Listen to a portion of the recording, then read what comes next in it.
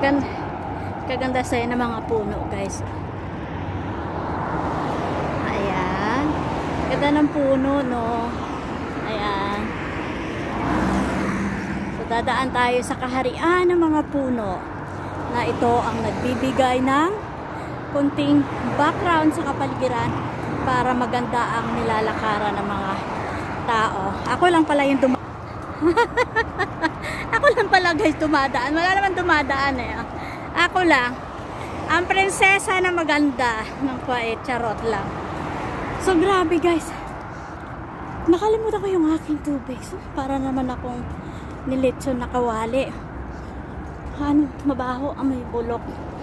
So, now it's time is 5:30. 5:30. So, dito tayo magpalipas ng oras. Ayan. So, actually, I have an appointment for massage therapy. But,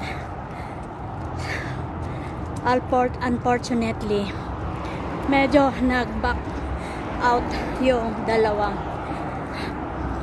ano ko. Kasi, meron silang appointment today because family gatherings today. So, there's no time to come with me. But they told me tomorrow. But tomorrow I don't have time. I just tell them, okay, tomorrow I will come. But no time for come. So, pabayaan ko lang sila.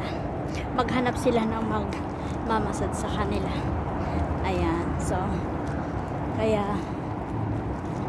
ganun ang mangyayari. So, ano lang talaga. Malapit na ako. Hingi muna tayo ng permission to God. Pasalamat tayo. May blessing wala.